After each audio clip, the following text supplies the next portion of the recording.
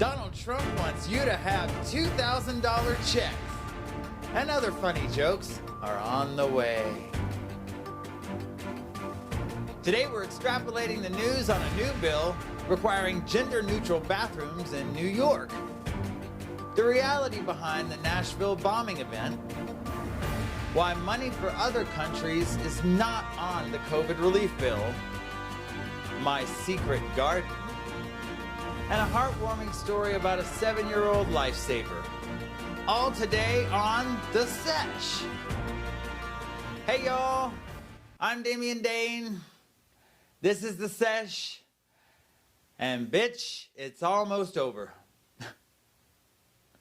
2020 is almost history, and if you are getting this message, you are a resilient survivor and the epitome of a true badass. And you deserve so much happiness and so many blessings. And knowing this year is almost over feels good because we've assigned all the hell we've been going through to the year 2020. And while 2021 is going to be better, it's really important to recognize why this year has been a blizzard of sorrow for many. It's not just 2020. It's a group of people who must remain accountable. And I believe they will. But I have an idea. I got it from a really good friend. She's a good fellow. What if we start the process of moving on? What if we give ourselves the permission to let go of that abusive lover that was 2020 and the outgoing administration and embrace what has every possibility to be a turning point? Let's give ourselves permission to lead with love. That's what I'm going to do. That's my goal. It has been so fucking exhausting trying to compartmentalize the negativity we're required to endure if we are to pay attention and to stay informed at all.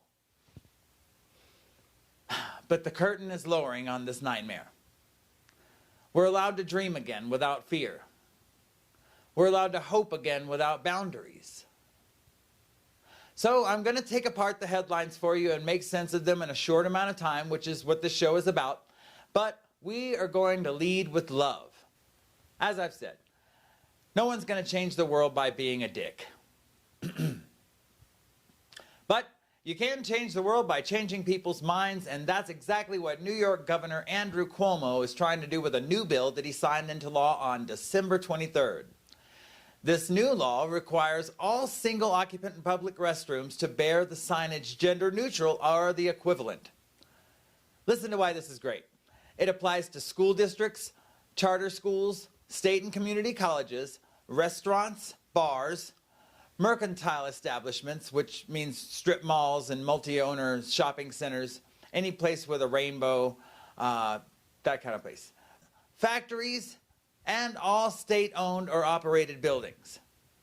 The law goes into effect 90 days after Governor Cuomo signed it, meaning New York State will take a step towards deleting discrimination of trans people, including non-binary trans people, on March 23rd, 2021. Vermont, Illinois, and California have these laws as well regarding the American workplace. OSHA has recommended since April 23rd, 2018 that all single occupancy units be designated gender neutral, meaning that in the workplace, OSHA recommends that if there's just one toilet, there's a gender neutral sign on it. There are a total of 19 states that have taken steps toward this type of legislation. This is a great stride, it really is. Taking a leak is so political that the great state of Texas has introduced a bill in 2015 that wanted people 14 years or older to get a Class A misdemeanor, pay a $4,000 fine, and spend a year in jail for peeing. Making more and more bathrooms gender neutral is more important than you may think. It's definitely important so that trans people can go to the restroom comfortably, but it's even bigger than that. What if you're pregnant and you really got to go, but Melissa's putting on her makeup in the only ladies' room in the gas station? What do you do?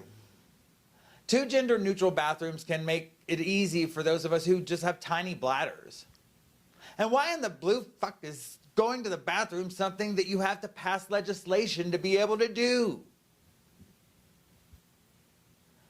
The Nashville bombing event, okay, so some guy named Anthony Quinn Warner drove his RV early on Christmas morning to the front of the AT&T transmission building in downtown Nashville, started playing that song Downtown really loud. Do you remember?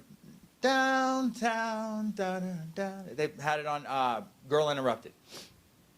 Playing it really loud with a lady Vocaloid warning, alerting residents in the area to, and I'm quoting, evacuate now. Officers came to check it out, and luckily there was no one killed when the explosive inside the RV detonated. It was a suicide, but I'm really interested, as many are, at why. Why the AT&T building? Did they increase his monthly rate or something? But I mean, because he didn't want to kill people, right? If you want to kill people, you don't warn them to get the hell out. You try to attract people. Part of me thinks he wanted the police to be harmed, but again, why? Why would he want to warn them to leave? Send me your theories and we'll air them. It's all speculation at this point, so no holds barred. One thing we do know is that the box truck they found yesterday was just a copycat. 33-year-old James Turgeon was detained yesterday for the event, which held up traffic for hours. I think there's more to it. Several people do. It doesn't make sense for to only be a suicide with all that showboating. I'll keep an eye on it for you. So also, let me clear up that I just now saw, and I'm recording in the afternoon here, that the House voted to pass the legislation to get $2,000 checks. That's the House. That's not the Senate yet. Of course, the House is Democrat-controlled. It's going to pass there. It probably isn't going to pass in the Senate. I'm really sorry to say that. And let me clear up any lasting confusion, even. Confusion on the 3 bills people are talking about right now. The omnibus spending bill. Okay, the omnibus spending bill is money that we give foreign allies. It's diplomatic. It doesn't detract from the COVID relief bill at all. The COVID relief bill is different from the omnibus spending bill. The COVID relief bill does not supply any foreign country with money at all. The COVID relief bill is your money. The defense spending bill is completely different from all of those. The defense spending bill is money that is a scheduled pay raise for our troops, like my little brother Jonathan. Jonathan's a Marine. He's proudly served as an air traffic control navigational aid technician. He's traveled to California and Philadelphia and has performed countless ops in his 2.5 years experience. The real tea is that Donald Trump wants to hold up paying our troops because companies like Twitter flag his posts. I'm 100% serious. Hey, it looks like Trump is actually going to be overridden. Yeah, they're just saying that Trump's going to be overridden and that the veto on the defense spending bill, that he's not going to be able to veto it. So Jonathan gets his damn money and Trump doesn't get his fucking way. Is it bad to curse on a cast like this? You tell me. Pay raise to our troops. Tell me again how this guy loves our military. Well, there is love in New Tazewell, Tennessee. I got her, Dad. That's what little 7-year-old Eli Davidson said to his father, Chris, as he rescued his little sister, Erin, from their home, which was engulfed in flames on December 8th of this year. Eli's dad wasn't able to get in, so okay, he lifts little Eli up, scared shitless, no doubt. Eli enters the burning home, retrieves his 22-month-old sister, and makes it out safely. And yes, this is a story about a heroic little boy, but I can't get the image of his dad out of my head, okay? Holding up his 7-year-old baby up to go into the smoky fire, right? Doesn't some kind of instinct kick in? Was she a stepchild? Why did the dad just toss a 7-year-old into the window of a burning house? I guess we know he's not smarter or braver than a 3rd grader. Good job, Eli. Good job.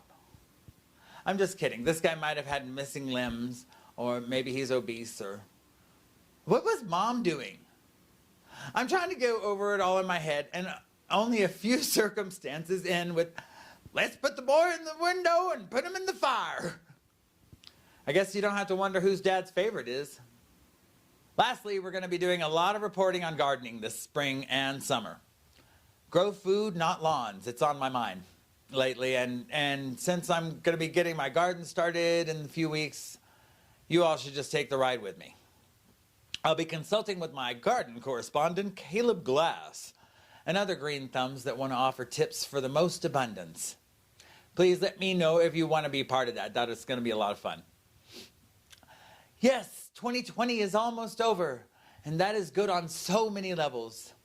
It means we can all take a collective breath and hope for better days after this sadistic shit show of a year is finally over.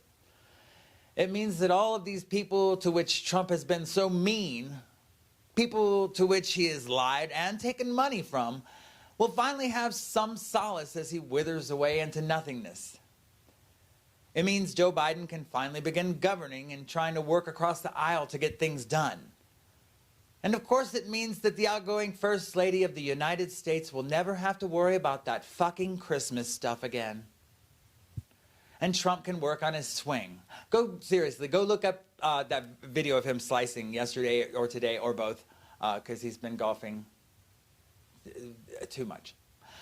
Look at him slicing away and just getting pissed off at it. It's so just quintessential, everything that he is. My guess is that he is about as good at golf as he is at elections. He probably should have stuck with putt-putt. Hey, I have an end-of-year special coming up with footage that I got from the Biden victory celebration in the streets of Denver here. Live video shot by Pasha Eve during the Black Lives Matter protests, and even some of the live performances, the drag performances that kept my spirits up when I was on lockdown, scared shitless in Texas. It's going to be a lot like every year-end special this year, disturbing with glimmers of hope. Answer this episode's question, if you would, for me. Would you feel safer traveling to another country if they require a COVID test upon arrival? Coming up next episode, we talk about the already emerging COVID vaccine black market, as well as 2 really insightful interviews. Join us, because when we die, we only get to take our memories and the truth. I'm Damian Dane for The Sesh. Fear not, love forth.